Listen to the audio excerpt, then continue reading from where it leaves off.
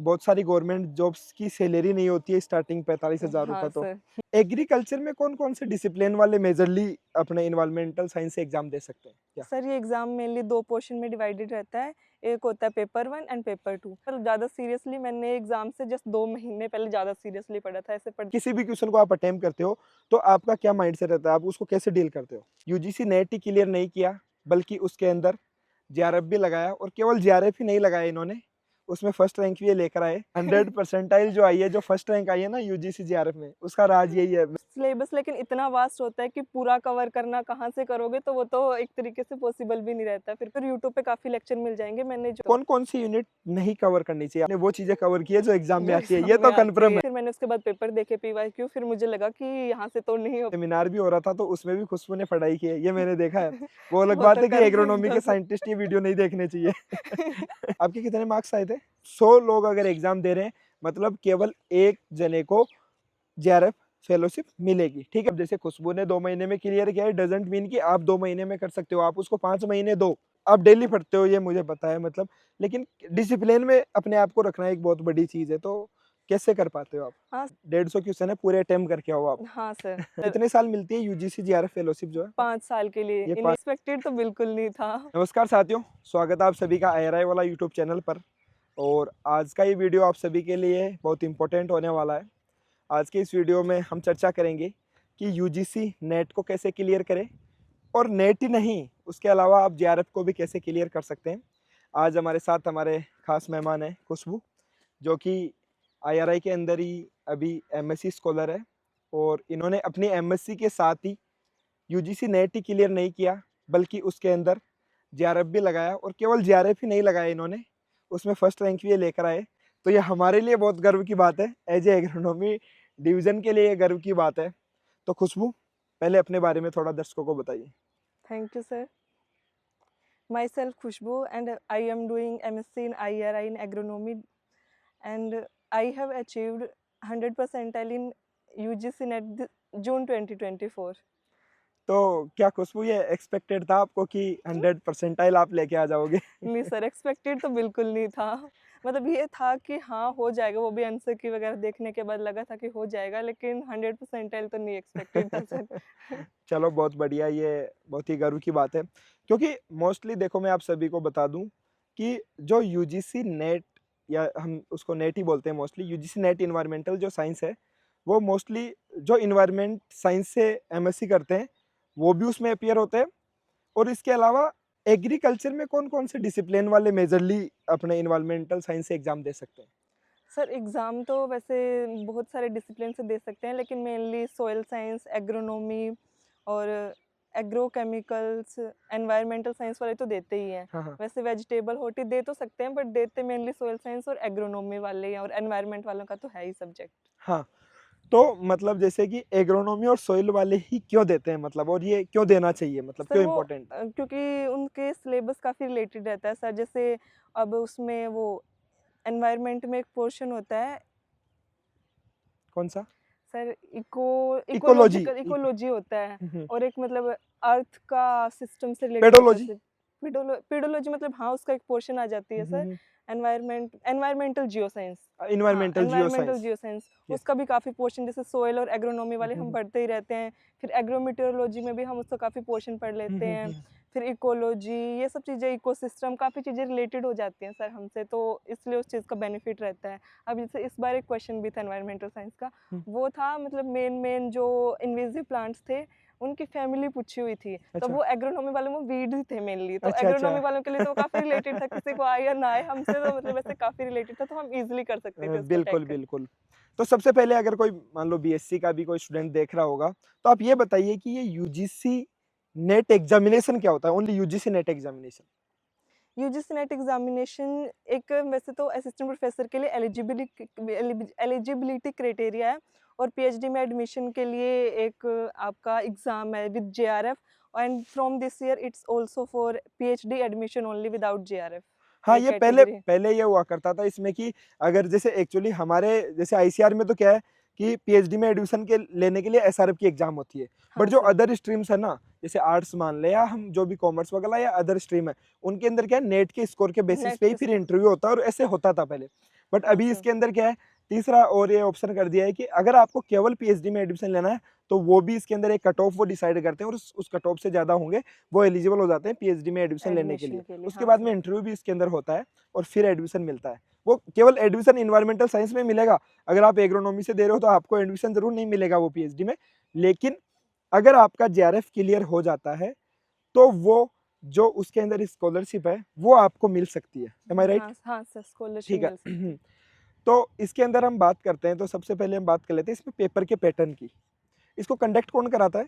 Sir UGC मतलब NTA. NTA conduct करता है यूजीसी का एग्जाम। हाँ, यूजीसी का एग्जाम एनटीए कंडक्ट कराता है। हाँ सर। तो इसका पैटर्न, एग्जाम पैटर्न क्या होता है, कितने क्वेश्चन होते हैं, कितने मतलब क्या एक टाइम में होता है या फिर अलग अलग पोर्शन में डिवाइडेड होता है ये एग्जाम क्या? सर ये एग्जाम मेनली 2 पोर्शन में डिवाइडेड रहता है। एक होता है पेपर 1 एंड पेपर 2। पेपर 1 होता है जनरल, वो सभी स्ट्रीम्स का कॉमन होता है, जैसे एनवायरमेंटल साइंस होगी, फिर कोई भी स्ट्रीम होगी तो सबका सेम कॉमन ही रहता है पेपर 1। तो उसमें 50 क्वेश्चन होते हैं, और पेपर 2 में होते हैं 100 क्वेश्चन, वो सब्जेक्ट स्पेसिफिक रहता है। जैसे अगर हम एनवायरमेंटल साइंस से दे रहे हैं तो वो 100 क्वेश्चन एनवायरमेंटल साइंस के होंगे।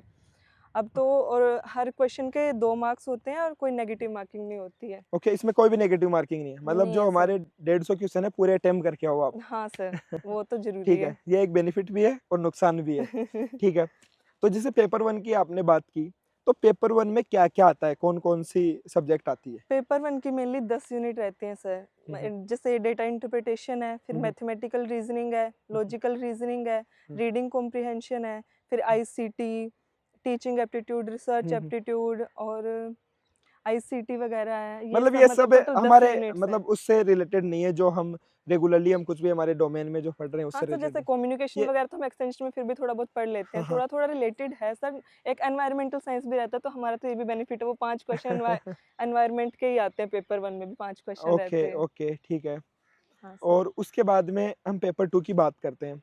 तो इसका एक फिक्स सिलेबस है जो यूजीसी ने रिलीज़ किया है। हाँ सर, सिलेबस तो रहता है, मतलब सिलेबस लेकिन इतना वास्ट होता है कि पूरा कवर करना कहाँ से करोगे, तो वो तो एक तरीके से पॉसिबल भी नहीं रहता फिर क्वेश्चन के अकॉर्डिंग। मतलब सिलेबस तो रिलीज़ होता है। आपने तो हिडन ट्रिक्स से फर्स्ट रैंक लेकर आ गए आप। आप पूरा तो कवर कर ही नहीं सकते सर, वो एनवायरमेंटल वालों के लिए बहुत मुश्किल हो जाता है, एग्रोनॉमी के लिए तो फिर भी थोड़ा और डिफिकल्ट है सर। ठीक है, तो जून 2024 में आपने एग्ज़ाम दिया, हाँ सर। तो आपने कब डिसाइड किया था कि मेरे को यूजीसी, नेट या जेआरएफ की जो है तैयारी करनी है? सर वो तो मैंने मतलब जब एमएससी में यहीं आए थे, एमएससी में एडमिशन लिया था, तभी से सोच तो लिया था कि एग्ज़ाम देना है, और जून का ही फर्स्ट अटेम्प्ट दिया था। तो फिर उस टाइम मतलब मैंने सोच लिया था, तो थोड़ा थोड़ा जैसे जहाँ से भी कुछ मटेरियल मिला हुँ, तो हुँ। थोड़ा थोड़ा पढ़ती रहती थी जब भी टाइम मिलता हुँ, था। हुँ, हुँ, हुँ। लेकिन मतलब ज़्यादा सीरियसली मैंने एग्ज़ाम से जस्ट 2 महीने पहले ज़्यादा सीरियसली पढ़ा था, ऐसे पढ़ती रहती थी थोड़ा थोड़ा। हुँ, हुँ। एक बार मतलब एक दो बार सिलेबस में पहले ही पढ़ चुकी थी तो बेसिकली जो जैसे मुझे हम करना था। आईआरआई की अगर बात करते हैं, हाँ यहाँ तो सर। फिर भी माहौल है कि आप यूजीसी नेट का 2 एग्ज़ाम आते हैं, मतलब सीनियर्स गाइड करने लग जाते हैं कि आप हाँ यूजीसी सर। की तैयारी करो। यूजीसी से आपको अगर फेलोशिप मिल जाएगी तो आप सिक्योर भी रहोगे, और उसके अंदर फेलोशिप भी ज़्यादा मिलती है अगर हम आईसीआर से कंपेयर करें तो। हाँ अभी तो सर। इक्विवेलेंट हो गया, आईसीआर ने रिसेंटली नोटिस निकाल दिया। बट उसके अलावा जैसे उसके अंदर एचआरए भी मिलता है, एचआरए जो मिलता कि है सर। हमारा जो आईसीआर है वो वो एचआरए नहीं नहीं देता। देता। हाँ सर। अगर जैसे आपका अभी क्लियर हो चुका है यूजीसी, तो आप पीएचडी में एडमिशन लोगे, हाँ तो सर। उसके बाद में जो है आपको जैसे हॉस्टल की जो फीस है, वो आपको रिफंड हो जाएगी। एम आई राइट? नहीं सर, उसके लिए शायद बाहर ऐसे अगर आप एकोमोडेशन ले रहे हो तो वो वाला सिस्टम रहता है, हाँ, तब एचआरए मिलता है। हाँ, एचआरए मिलता है, तो वो कुल मिला के अगर हम बात करें तो ये 37 नहीं, 45 हाँ, 50,000 45 है के ना? अराउंड रहता है सर फर्स्ट 2 ईयर में, एंड लास्ट के 3 साल में मतलब 5 साल हाँ, तक मिलती है इसकी स्कॉलरशिप। अच्छा, ये भी बेनिफिट है हाँ इसमें। सर, कितने साल मिलती है यूजीसी जेआरएफ फेलोशिप जो है? 5 साल के लिए। ये 5 साल इनिशियल के 2 लिए। साल के लिए वो जेआरएफ बोलते हैं सर, वो 37 प्लस एचआरए, हुँ, हुँ। और लास्ट के 3 साल के लिए 42 प्लस एचआरए। एक तो ये टर्मिनोलॉजी में ना बहुत कन्फ्यूजन है। एक्चुअली हम जिसे जेआरएफ जेआरएफ और बोलते हैं ना, एसआरएफ। हम एग्रीकल्चर वाले जिसको जेआरएफ बोलते हैं, वो हम बोलते हैं जो एमएससी में हाँ एडमिशन सर। लेने के लिए जो होता है, जबकि हुँ। वो गलत टर्मिनोलॉजी है, वो पहले से चलती आ रही है। अब तो लेकिन जबकि चेंज कर दिया सर, उसको भी आईसीआरपीजी बोल दिया है, नहीं, लेकिन नहीं अब वो चल वैसे ही रही है सर कि जेआरएफ पीजी है। बोल दिया, लेकिन हम भी यही बोलते हैं, हमेशा जेआरएफ ही जेआरएफ ही बोलते बोलते हैं हैं, और सर। सभी यही बोलते हैं कि जेआरएफ की तैयारी कर रहे हैं या जो भी। हुँ। और एक्चुअली में ये होता है कि हम जेआरएफ उसको बोलते हैं जूनियर रिसर्च फेलोशिप, जो पीएचडी के अंदर स्टार्टिंग में 2 इयर्स जो स्टार्टिंग के 2 साल मिलती है उसको जूनियर रिसर्च फेलोशिप बोला जाता है, और एसआरएफ सीनियर रिसर्च फेलोशिप बोला जाता है, तो थर्ड ईयर में मिलती है, या फिर आपके अकॉर्डिंग यूजीसी के अंदर जो third year, 3rd, fourth year, 4th, 5th 5th में में। जो मिलती है। हुँ। ठीक है, तो इसमें कितने पैसे मिलते हैं स्टार्टिंग में? 2 साल में तो कितने मिलेंगे? सर 37 प्लस एचआरए मतलब 45 46 समथिंग रहता है वो सर। तो अगर आप दिल्ली में हो सिटी तो, सिटी क्योंकि वाइज डिपेंड करता है एचआरए। 27% है आई थिंक हाँ दिल्ली सर, का, और दिल्ली कहीं का पे सर। 18% होता है, कहीं पे 9% होता है। हाँ वो sir, city to city city vary wise करता है, डिपेंड वो करता है। पूरा यूजीसी की वेबसाइट पे मेंशन है कि आप कौन सी सिटी में आते हो तो आपको कितना मिलेगा। ठीक है, उसके बाद में थर्ड ईयर ऑनवर्ड कितना मिलने लग जाएगा? सर उसमें 42 प्लस एचआरए रहता है तो वो मतलब 50 अराउंड हो ही जाता है। हाँ दिल्ली में तो 50 से अबोव भी हो जाता हाँ, है। 50 से अबव वो हो जाता है। हाँ ठीक सर। है, और ये 5 साल के लिए ये फेलोशिप मिलती है। हाँ ठीक है, जी सर। तो हम वापस से प्रिपरेशन पे ही हम आते हैं फिर से। ये तो बेसिक डिटेल्स हो गई इसकी एग्जाम की, और वो तो आपने सीरियसली 2 महीने पहले स्टार्ट किया, और पहले आप थोड़ा थोड़ा पढ़ते रहते थे पहले मैं पढ़ रही थी सर थोड़ा-थोड़ा, ऐसा लग रहा है कि सिलेबस मैंने 1-2 बार पढ़ ही लिया था पहले भी पहले? पूरा। हाँ सर, अच्छा, ठीक है, जो मुझे पढ़ना था। ओके। तो उसके बाद में आपने जब सीरियसली स्टार्ट किया तो आपने कहाँ से स्टार्ट किया? क्या-क्या आपके सोर्सेज़ थे, जहाँ से आपने मतलब कैसे कवर किया? आपने सिलेबस तो कवर नहीं किया, लेकिन आपने वो चीज़ें कवर की है जो एग्ज़ाम में जो आती है, एग्ज़ाम ये में तो आती कन्फर्म है। है। हाँ क्योंकि सर। तभी 100 परसेंटाइल हम लेके आ सकते हैं, तब हम कंप्लीटली एग्ज़ाम को अच्छे से समझ लें और एग्ज़ामिनर का माइंडसेट हम पहले से पढ़ लें, तभी ये चीज़ पॉसिबल है। तो ये हाँ चीज़ जी आपने सर। कैसे की और क्या आपका एनालिसिस था, वो शेयर कीजिए? तो सर सबसे पहले हम पेपर 1 के बारे में बात करते हैं, तो पेपर 1 में जैसे वही है कि 10 यूनिट रहती हैं ठीक और है। एग्रीकल्चर से हमारा इतना कुछ ज़्यादा रिलेटेड होती भी नहीं हाँ, है। वो नहीं होती। तो उसमें जैसे कुछ-कुछ यूनिट्स हैं, अगर हम उनकी प्रिपरेशन अच्छे से करें तो वहाँ पे मतलब 100% स्कोर कर सकते हैं उन यूनिट्स में। जैसे डीआई है, डाटा इंटरप्रिटेशन है, हुँ, हुँ। अगर आप 1-2 दिन भी दोगे उसको, 1-2 दिन 2-2 घंटे भी दोगे, अच्छे से समझोगे, मेनली उसमें परसेंटेज और रेशियो का ही कंसेप्ट रहता है सारा। अच्छा, अच्छा। तो उसको अच्छे से करोगे और यूट्यूब पे काफ़ी लेक्चर मिल जाएँगे। मैंने जो किया था मेनली जेआरएफ अड्डा नाम से एक चैनल है, ओके। अदिति मैम का, तो वहाँ से किया था वो। आदित्य मैम का है हाँ सर, जेआरएफ अड्डा। जेआरएफ अड्डा, ठीक है, हम तो मेंशन वहाँ कर से देंगे किया लिंक था। वगैरह भी। हाँ, ठीक है। और फिर बाकी रीडिंग कॉम्प्रिहेंशन है, उसके लिए तो प्रिपरेशन की कुछ खास ज़रूरत है नहीं है, तो वो हो ही जाता है। रीडिंग कॉम्प्रिहेंशन ईज़ी रहती है सर, ज़्यादा हार्ड वो उसका तो लेवल आपकी रहता वो नहीं है है। कि मतलब अगर आपको इंग्लिश अच्छे से पढ़नी अच्छे आती से है, आती आप है तो क्वेश्चन हो को समझ जाएगा। सकते हो, तो आप उसको तो कर दोगे आप। हुँ। अगर उसमें वो नहीं है कि आप उसकी प्रैक्टिस करके नहीं सीखी जा सकती, क्योंकि वो चीज़ें ऐसी होती है ना रीडिंग कॉम्प्रिहेंसिव की, वो आपकी लॉन्ग टर्म होती है कि आपकी हाँ सर, वो अंडरस्टैंडिंग कितनी अच्छी है। अंडरस्टैंडिंग है तो वो हो जाएँगी, उसके हाँ, लिए आपको प्रिपरेशन की ज़रूरत नहीं है फिर। ये 2 क्वेश्चन आते हैं ना रीडिंग कॉम। एक ही रहता है, एक वो सर पेपर 2 में रहते हैं वो, अच्छा, लेकिन वो इतने डायरेक्ट होते नहीं, वहाँ पे आपकी पेपर 2 की वो एनालिटिकल एबिलिटी चेक होती है। तो वो अच्छा, अच्छा। मेनली कॉम्प्रिहेंशन से वहाँ पे क्वेश्चन डायरेक्ट नहीं होते पेपर 2 में तो सर। ठीक है, ये ठीक है। पेपर 1 में होते हैं डायरेक्ट। ओके। फिर जैसे मैथ्स वाला पोर्शन है, हुँ, हुँ। मैथ्स के भी अगर थोड़ा-सा कुछ-कुछ है, जैसे बोट बोट वाले क्वेश्चन आते हैं, हुँ, हुँ। Distance, compound interest, simple interest, ये कुछ-कुछ क्वेश्चन हैं, अगर आप कर लो उस टाइप के क्वेश्चन तो चांस है कि वहाँ पे भी आप पूरा स्कोर कर लोगे। तो वो कहाँ से किया आपने? सर मेरा तो मैथ्स बैकग्राउंड था, मैंने प्रिपरेशन ही नहीं की थी डीआई और मैथ्स की। ये मतलब जो 100 परसेंटाइल जो आई है, जो फर्स्ट रैंक आई है ना यूजीसी जेआरएफ में, उसका राज यही है, मैथ्स बैकग्राउंड, ये फ़ायदा तो उठाया उस है। चीज़ का तो सर काफ़ी बेनिफिट था सच में। कोई नहीं, लेकिन उसको तैयार किया जा सकता है ना। अब हाँ, चलो मान किया जा लीजिए सकता कोई है सर। मैथ्स से नहीं है, कोई बायोलॉजी बैकग्राउंड से या एग्रीकल्चर बैकग्राउंड से, वो भी कर सकता है ना तैयार हाँ तो। सर, कर सकते हैं और उस चीज़ पे एफर्ट देने का फ़ायदा है सर, क्योंकि आपको पता है अगर आपने वो चीज़ें कवर कर ली तो आ ही जाएगा। जैसे अब कुछ ऐसी यूनिट है जैसे हायर एजुकेशन है, हुँ, हुँ। वहाँ पे सिलेबस इतना वास्ट है, आप हुँ, हुँ। 5 क्वेश्चन के लिए आप कितना भी प्रिपेयर करो, कई बार ऐसे क्वेश्चन आ जाएँगे जो आपने पढ़े ही नहीं होंगे। ठीक है। तो वहाँ पे आप कितना भी टाइम दे लो, श्योर नहीं हो सकते। अगर मैथ्स और डीआई और एक लॉजिकल रीज़निंग भी है, वहाँ पे अगर उन यूनिट्स में आप टाइम दे रहे हो तो अच्छा है कि आप उन 4 यूनिट 3-4 ये जो यूनिट है रीडिंग कॉम्प्रिहेंशन को मिला के आप वहाँ पे पूरा पूरा फुल स्कोर कर लोगे। तो 20 क्वेश्चन अगर आपने वहाँ से निकाल लिए, हुँ, हुँ। तो बाकी 30 में से आपको 20 क्वेश्चन करने हैं। हुँ, अगर हुँ। 40 हो गए तो मतलब जेआरएफ के चांसेस काफ़ी बढ़ जाते हैं। पेपर 1 ठीक में है। 50 में से 40 कर तो लिए तो। कौन-कौन सी यूनिट नहीं कवर करनी चाहिए, आप तो वो बताओ कि मतलब इन पे ज़्यादा ध्यान दोगे तो आपकी एनर्जी वेस्ट है, मतलब आपको ऐसा मतलब सर लगा? बाकी एक तो वो है कि हर पर्सन की अपनी स्ट्रेंथ रहती है। जैसे मेरी मैथ्स, हाँ, हाँ। लॉजिकल रीज़निंग ये सब चीज़ें थी तो वो हुँ, मेरे हुँ। अच्छे हैं। तो मैंने वहीं पे रखा था कि maths, logical reasoning, reading comprehension और डीआई। हुँ, हुँ। तो मैंने रखा था कि यहाँ पे तो कोई क्वेश्चन जाना ही नहीं चाहिए, ठीक यहाँ है, पे तो मतलब फुल स्कोर रहना चाहिए ठीक और है। उनमें हो भी गया था सर। हुँ, हुँ। बाकी हायर एजुकेशन है, वहाँ पे मतलब बहुत ज़्यादा वास्ट सिलेबस रहता है, तो आप उसका बेसिक कर लो, बहुत ज़्यादा टाइम देने का मुझे नहीं लगता वहाँ कोई फ़ायदा तो है। वो बेसिक-बेसिक कहाँ से किया था आपने? वहीं से यूट्यूब से ही अच्छा, सर, वो सब यूट्यूब वो से। पेपर 1 की पूरी प्रिपरेशन ही मैंने यूट्यूब से की थी। अगर आपको ऐसे क्वेश्चन प्रैक्टिस करने के लिए चाहिए तो मतलब पीडब्ल्यू फिजिक्स वाला की एक बुक आती है, वहाँ से भी कर सकते हो अच्छा, क्वेश्चन प्रैक्टिस। उसमें हर क्वेश्चन के बाद में एक्सप्लेनेशन दी हुई है सर, उस तो बुक का मतलब ये वो अच्छी है बेनिफिट वो है। बुक।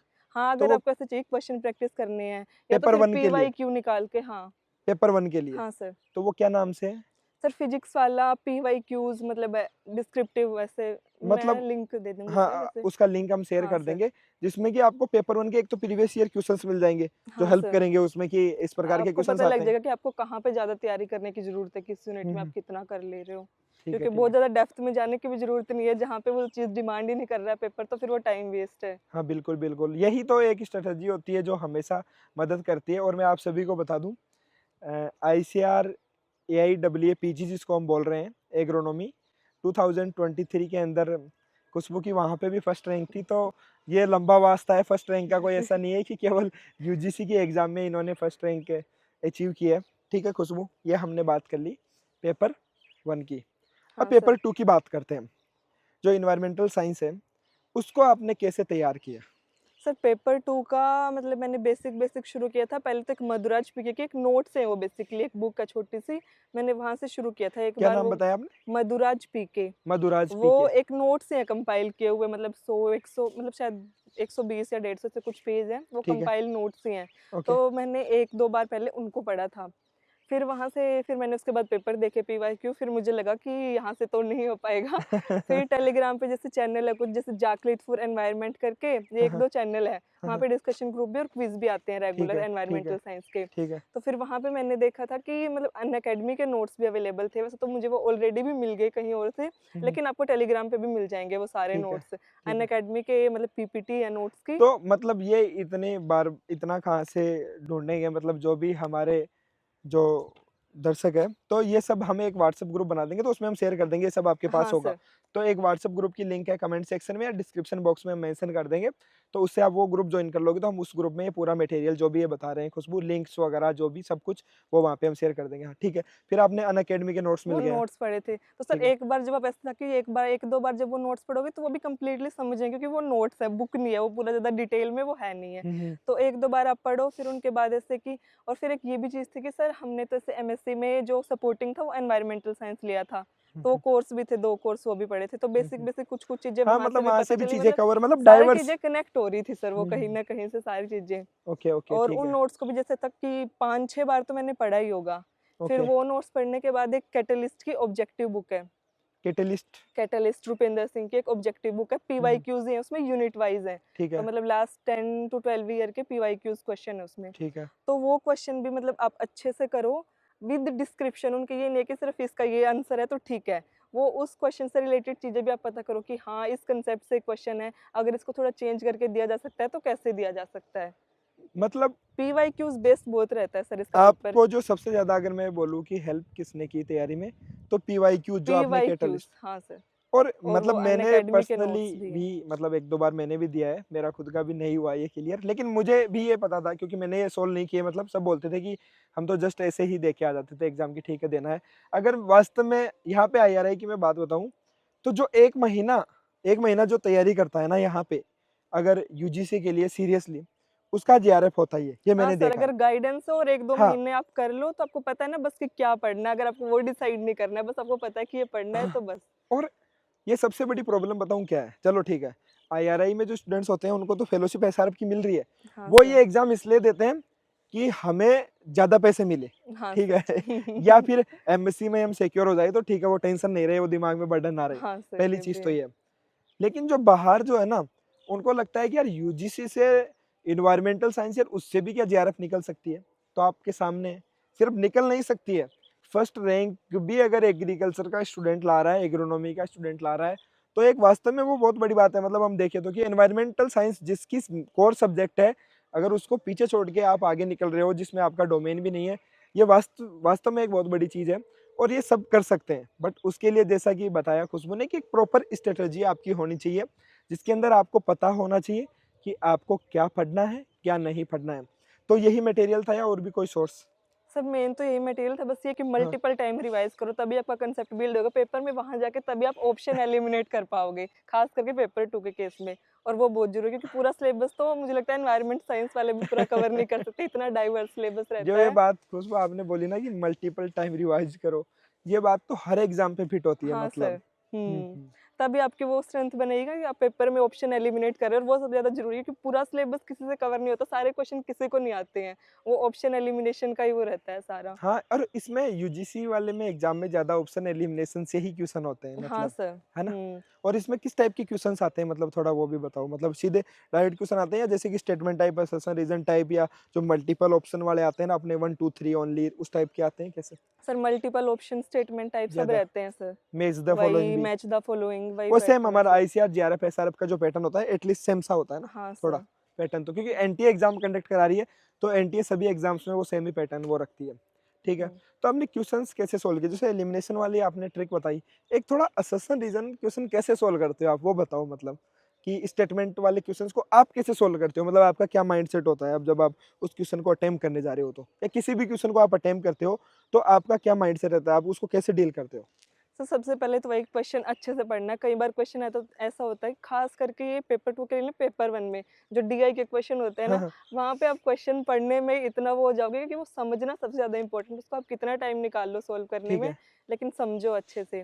ठीक है। फिर जैसे पेपर 2 के असर्शन रीज़न वाले क्वेश्चन हैं, मेन तो वही है कि आपको अगर कंसेप्ट बिल्ड हो गया तो आपको मतलब पता लग जाएगा, ठीक कि है। आइडिया हो ही जाएगा कि फर्स्ट ट्रू है ये, मतलब वैसे ज़्यादातर यही रहता है कि असर्शन रीज़न में तो दोनों ही ट्रू ही रहते हैं। जैसे अच्छा, कि ये भी ट्रिक है क्या थोड़ा-सा कोई? थोड़ा-सा रहता है सर, मतलब बाकी इसमें देखो हम मैं खुद भी यही बोलता हूँ कि असर्शन रीजन का जो क्वेश्चन है ना, वो डिजाइन करना थोड़ा डिफिकल्ट है। हाँ सर, अगर वो इनकरेक्ट होगा ना तो वो आपको साफ दिखेगा, वो दिख मतलब ऐसा जाता है। होता है। पर अगर आपको ये लग रहा है आपको थोड़ा-सा थोड़ा-सा कन्फ्यूज़न लग कन्फ्यूजन है, रहा है। तो मतलब हम इस चीज़ की गारंटी नहीं लेते हैं, हम हमको कल आके मत बोलना कि सर आपने हाँ, वीडियो में बताया था। बट हम इसमें डिस्क्लेमर लगा के ये बोल रहे हैं कि ऐसा हो सकता है, ये जो फर्स्ट ऑप्शन है वो ज़्यादा जाता है। अगर आपको नहीं आ रहा है तो इसका मतलब चांसेस है कि वो फर्स्ट ऑप्शन करेक्ट है। और ठीक सर है? स्टेटमेंट टाइप में भी अगर ऐसा है कि आपको पूछे कौन सी करेक्ट स्टेटमेंट है, हाँ, हाँ। अगर आपको कुछ ऐसा पता चल गया कि हाँ ये तो sure and sure hmm. Incorrect है, तो आप ऐसा ऑप्शन देखो जिसमें वो दी हुई हो, तो फिर वो ऑप्शन तो ऑलरेडी एलिमिनेट हो गए। वो वाला सबसे बेस्ट है जिसमें आप मल्टीपल वाले की बात कर रहे हो हाँ जिसमें सर, ओ मल्टीपल वो जो हाँ, स्टेटमेंट देखने की जो ये श्योर आपको पता है कि ये इनकरेक्ट ही है पहले उसको निकाल दो, उसके बाद में जो हाँ, ऑप्शन उसके बचते बाद हैं, ऑप्शन उसके अकॉर्डिंग फिर उन ऑप्शंस को देखो। कई बार सर वैसे ये रहता है कि आपको अपने जो एसआरएफ जीआरएफ में रहता है ना, हुँ, हुँ। वो जनरली 2 वो उसमें ऑप्शन में आके अटकते ही हैं। हुँ, हुँ। यहाँ पे फिर भी ऐसे इनमें कम ऐसे क्वेश्चन रहते हैं कि जहाँ पे आप 2 ऑप्शन में अटकोगे। हुँ, जैसे हुँ। मैच द फॉलोइंग है, हुँ, वो हुँ। भी कई बार आप बिल्कुल एक उससे सॉल्व कर सकते हो। एक हाँ, चीज़ आपको कभी-कभी पता है तो इसमें ज़्यादा होता है सर ये चीज़ एनवायरनमेंट में, मुझे लगा ऐसे। मतलब मैंने ईज़िली इस हो बार जो जाते हैं, पेपर दिया, हाँ, ईज़िली। मतलब ऐसे क्वेश्चन बहुत कम आएँगे कि जहाँ पे आप एक से मैच नहीं कर पाओगे, आपको दूसरा भी अच्छा, कुछ ढूँढना पड़ेगा। हाँ, और वो एक आप ईज़ी वाला देख लो जो आपको हाँ सर। सबसे ज़्यादा आता है। ठीक है, ये हमने क्वेश्चन सॉल्व करने की भी बात कर ली। और लास्ट में जैसे मैं एक चीज़ और मैं बता दूँ जो खुशबू नहीं बताएगी, कि तैयारी सिर्फ़ खुशबू ने जो 2 महीने की है ना, उसके अंदर अगर कोई सेमिनार भी हो रहा था तो उसमें भी खुशबू ने पढ़ाई की है, ये मैंने देखा है। वो अलग वो बात तो है कि कर एग्रोनॉमी सकता के सर। साइंटिस्ट ये वीडियो नहीं देखने चाहिए। कोई नहीं, ये मैंने पर्सनली सर वो देखा तो है इस कि बार ये भी हुआ था ना कि एक बार एग्ज़ाम दे दिया, फिर हुँ, उसके बाद कैंसल भी हो गया था एग्ज़ाम। तो दोबारा एग्ज़ाम हुआ था और उसके अगले ही दिन हमारे एंटर्म एग्ज़ाम भी थे। तो मतलब आपका जिसमें जून दोबा में जो एग्ज़ाम हुआ था ना सर, वो कैंसल हो गया आउट हो था। गया था क्या पेपर उसका? हाँ, मतलब पेपर वो ऑफ़लाइन पेपर हुआ था, उससे पहले मतलब कंप्यूटर बेस्ड हो रहा था, हाँ, हाँ। तो फिर उन्होंने ऑफ़लाइन इसी साल से शुरू किया, हुँ, हुँ। तो मतलब पेपर लीक हो गया था, यही बोला गया। जैसे ही दे के आए, उससे अगले दिन ही रात हुआ को। था वो बिहार में ऐसे कुछ, हाँ, ठीक है, हाँ ठीक है। सर, हाँ, ठीक है। तो आपने दोबारा ऑनलाइन मोड में दिया या ऑफलाइन ही दोबारा? दोबारा ऑनलाइन सर, अच्छा, दोबारा मतलब ऑनलाइन वो मोड में ही ऑफलाइन दिया था। वाले में तो हुँ। ऑफलाइन वाले में भी हो रहा था क्या? सर मिला है? ऑफ़लाइन में तो हाँ सर, मतलब ये अच्छा, चीज़ उसमें तो भी। थी। हाँ, मतलब हुँ। स्कोर तो उसमें भी अच्छा आ रहा होगा क्योंकि उसमें भी उतना ही बन रहा था सर, वही 210 11, अच्छा। तभी तो उसके बाद मेरा मतलब जब हाँ, मार्क्स की एग्ज़ाम तो बात ही नहीं की इसमें हमने। आपके कितने मार्क्स आए थे? सर 216 216। 300 में तो से। 300 में से 216 पे फर्स्ट रैंक आ रही है, देख लो। हुँ। और हाँ, जो सबसे इम्पोर्टेंट चीज़ है, इसके अंदर जैसे 3 कैटेगरी है, हम तीसरे की तो बात नहीं करेंगे, हम 2 हाँ सर। कैटेगरी की बात करेंगे कि आईसीआर जेआरएफ, मतलब sorry not ICR JRF, UGC JRF कितने लोगों की क्लियर होती है, मतलब किस हिसाब से ये डिवाइड करते हैं कि इतने लोगों को देना है, क्या नंबर ऑफ सीट फिक्स होती है पहले से? एंड जो नेट क्लियर होता है वो कितने स्टूडेंट्स का होता है, मतलब वो पहले से क्लियर होता है या कैसे वो डिसाइड करते हैं? सर जेआरएफ के लिए रहती है, जो एक पर जो एग्ज़ाम देते हैं उसका 1%, जितने बच्चे एग्ज़ाम देंगे उसका 1% रहती है जेआरएफ सीट्स, ठीक है, और नेट की रहती हैं 6%, जितने बच्चे एग्ज़ाम देंगे उसका ओके। 6% जो मतलब एग्ज़ाम में एग्ज़ाम अपीयर्ड देंगे या होंगे। फिर फॉर्म फिल अप करेंगे? एग्ज़ाम में अपीयर्ड होंगे सर, एग्ज़ाम देंगे जो। मतलब मान लीजिए कि 150 स्टूडेंट्स ने फॉर्म फिल अप किया, बट एग्ज़ाम देने 100 ही पहुँचे, तो फिर उसमें 100 का 1% 100 होगा के या? बेस 100 का 1% से। ठीक है, तो जितने नंबर ऑफ स्टूडेंट एग्जाम में अपीयर होंगे उसका 1%, मतलब 100 लोग अगर एग्जाम दे रहे हैं, मतलब केवल एक जने को जेआरएफ फेलोशिप मिलेगी, ठीक है। और 6 लोगों का नेट क्लियर होगा, 100 में से 6 का क्लियर होगा, हाँ ठीक है। सर। तो अच्छा खासा कंपटीशन तो है, मतलब नंबर ऑफ सीट ज़्यादा नहीं होती है, बट फिर भी आप क्लियर कर सकते हो अगर जैसा कि खुशबू ने बताया कि एक प्रॉपर स्टडी, मतलब एक बढ़िया तैयारी, आप स्ट्रेटजी से तैयारी करते हो, आप केवल वही पढ़ते हो जो आपके लिए इम्पोर्टेंट है, तो हाँ सर। आसानी से यूजीसी जेआरएफ क्लियर किया जा सकता है। और 5 साल के लिए फेलोशिप मिलती है, 5 साल के लिए सिक्योर आप हो जाते हो। इवन आई थिंक बहुत सारी गवर्नमेंट जॉब्स की सैलरी नहीं होती है स्टार्टिंग 45,000 हाँ रुपये, तो सर। ये रियलिटी है। तो अगर आपको 5 साल अगर 45-50 हज़ार रुपये मिल रहे हैं विद पीएचडी, तो दैट इज़ द बेस्ट। और इसमें मुझे लगता है कि खुशबू उन लोगों को तैयारी करने की ज़्यादा ज़रूरत है जो स्टेट एग्रीकल्चर यूनिवर्सिटी से अपनी एमएससी कर रहे हैं या पीएचडी कर रहे हैं, हाँ मतलब उनको सर, तो ज़रूरत है, वो पता नहीं सिक्योर हो जाएँगे ना सर वो एक ज़रूरत तरीके पता से। नहीं क्यों नहीं समझते हैं, मतलब अपने आप को अंडर एस्टिमेट करते हैं कि यूजीसी, इवन अंडर एस्टिमेट तो दूर की बात है। हम कोरोना पीरियड था जब हमारा एमएससी में एडमिशन हुआ था 2021 में, हाँ सर। और उसकी वजह से सीनियर से हमें गाइडेंस नहीं मिली थी, और 1 साल के लिए केवल हम ऑनलाइन क्लासेस उस टाइम पे ले रहे थे। तो 1 साल में हमने हमने नहीं दिया यूजीसी के जो एग्ज़ाम्स हैं वो नहीं दिए हमें, हाँ क्योंकि सर। हम सीनियर्स के टच में नहीं आए। हमने वो जो माहौल है, इकोसिस्टम है, वो नहीं देखा, तो हमें नहीं पता चला कि हम भी ये चीज़ दे सकते हैं। यहाँ आने के बाद में पता चला कि अटेम्प्ट देना है, वो हमारा लास्ट अटेम्प्ट था, फिर उसके बाद में मतलब एमएससी के साथ। तो एक प्रेशर आ जाता है कि उस टाइम पे आपको एसआरएफ की प्रिपरेशन भी करनी है और अटेम्प्ट भी देना है। तो सबसे जो बेस्ट टाइम है। और हाँ, एक और चीज़, आप ये बताओ इसकी, जैसे मान लीजिए कि आपने जून 2024 में निकाला, हाँ अभी सर। आपने पीएचडी में एडमिशन नहीं लिया, आप पीएचडी में एडमिशन ले रहे हो 2025 में, तो क्या आपको वो फेलोशिप मिलेगी? मतलब क्या मतलब कितने सर दिन के लिए 3 ड्यूरेशन? पहले मुझे पता था कि 2 साल के लिए, लेकिन अभी जब वो उसका वो लेटर आया, फेलोशिप लेटर, तो वो हुँ। ऐसे कि 3 साल तक एलिजिबल है। मतलब आप बीएससी करते ही अपना जेआरएफ दे के लग जाओ। मेरे को तो लगता है सबसे बेस्ट टाइम है भाई, उसमें लग जाओ, 2-4 महीने करोगे तो हो जाएगा। 3 साल के लिए वैलिड है ही ये सर। मतलब बहुत, ये सबसे मेरे को लगता है बहुत गोल्डन अपॉर्च्युनिटी है हाँ जिसको सर। लोग मिस करते हैं, वही सर, रियलिटी में। वो तो उस टाइम तो हमें भी नहीं पता था, यहाँ आके थोड़ा पता चला, उसके बाद ही शुरू किया था। हाँ, वो बेस्ट है। तो मतलब जो एमएससी फर्स्ट ईयर के अंदर एडमिशन अपना ले चुके हैं, वो भाई तैयारी के लग जाओ अभी से, हाँ सर। और अपनी बढ़िया प्रिपरेशन करो। और आपके पास ज़्यादा टाइम हो तो आप ज़्यादा दे सकते हो। मतलब जैसे खुशबू ने 2 महीने में क्लियर किया है, डज़न्ट मीन कि आप 2 महीने में कर सकते हो, आप उसको 5 महीने दो। अगर लेकिन जो टाइम है तो सर मतलब कर जो सकते तरीका हैं। बताया है खुशबू ने वो फॉलो करो कि आप सिलेबस कवर नहीं कर सकते तो आप पीवाईक्यू को उठाओ, पीवाईक्यूज को कंप्लीटली सोल्व करो। आप जो भी यूट्यूब पे क्लासेज है ऑनलाइन जो मिल रही है, शॉर्ट नोट्स कहीं पे अवेलेबल है, जो फ्री में आपको कोई सोर्स अवेलेबल है, तो आप उसका फ़ायदा उठाओ और उसके बाद में अपनी जेआरएफ क्लियर करो। That is the best option. तो खुशबू, मतलब हम तो कब से मैं बोल रहा था खुशबू से कि बताओ कम से कम जो एसयूज में है और इवन जो आईआरआई में भी है उन तक भी ये नॉलेज शेयर होना चाहिए कि केवल, मतलब आप जेआरएफ क्लियर ही नहीं कर सकते, रैंक ला सकते हैं। मैं ये बात तीसरी चौथी बात बोल चुका हूँ, क्योंकि ये इंपॉर्टेंट है, ये आपके ये दिमाग में ये चीज़ जानी चाहिए कि हाँ यार सर। आप कर सकते हो, दैट्स ऑल। अब इसके अलावा ये तो सब यूजीसी वगैरह की बात हो गई, क्योंकि हाँ आप सर। टॉपर रहे हो, आपने फर्स्ट रैंक जो है उस टाइम पे आपकी जेआरएफ में भी थी, और यूजीसी में भी आपकी फर्स्ट रैंक रही है।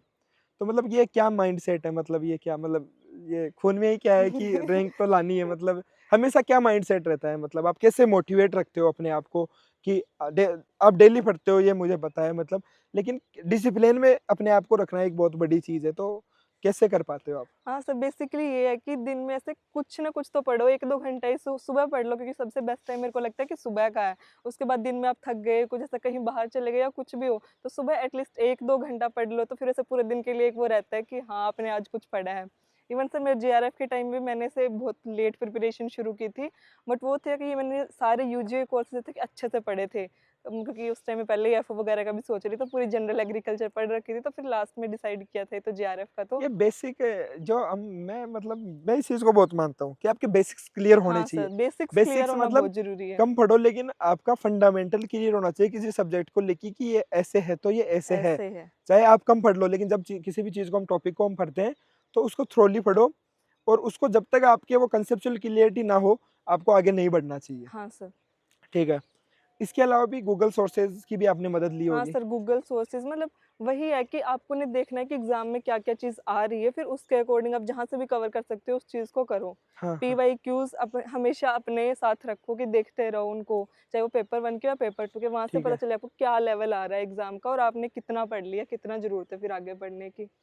ठीक है। तो उम्मीद है कि ये जानकारी सभी दर्शकों के लिए काफ़ी यूज़फुल रहेगी ये वीडियो। और मतलब कब से आपको तैयारी करनी चाहिए, कौन-कौन से सोर्स आपको पढ़ने चाहिए, वो सब कुछ खुशबू ने एकदम बहुत अच्छे तरीके से आप सभी के साथ शेयर किया। और मैंने जैसा बताया था कि हम व्हाट्सएप ग्रुप की जो है वो कमेंट बॉक्स में भी हम लिंक शेयर कर देंगे और डिस्क्रिप्शन बॉक्स में भी आपको लिंक मिल जाएगी, तो आप वो ग्रुप जॉइन कर लीजिए।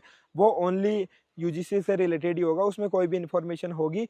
अगर हमारे पास और भी कोई नोट्स होंगे, अगर शॉर्ट नोट्स कहीं से मिलेंगे, तो वो हम शेयर कर देंगे। और हम तो यही चाहते हैं कि ज़्यादा से ज़्यादा लोग जो है वो जेआरएफ क्लियर करें, लेकिन वो तो एक सर्टेन परसेंटेज ही है, बट एटलीस्ट आप नेट तो क्लियर कर सकते हो वो।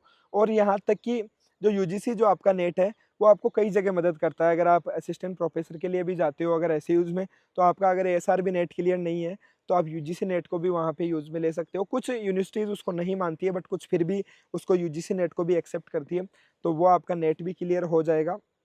और ये साल में 2 बार एग्ज़ाम होती है, तो सबसे बेस्ट यही है। जबकि हमारे एसआरबी में भी मतलब ये चीज़ होनी चाहिए कि साल में 2 हाँ बार सर, हो नेट तो थोड़ा-सा। होना चाहिए सर नेट 2 तो बार। एटलीस्ट होना चाहिए, क्योंकि अभी भी जैसे नेट का नोटिफ़िकेशन नहीं आ रहा है, आया मतलब नहीं। कब से पूछ पूछ रहे हैं, हमें भी लगातार पूछते रहते हैं, हम भी जाके आते हैं, हमें ये बताया जाता है कि अब फ़रवरी में आएगा, अभी तब आएगा।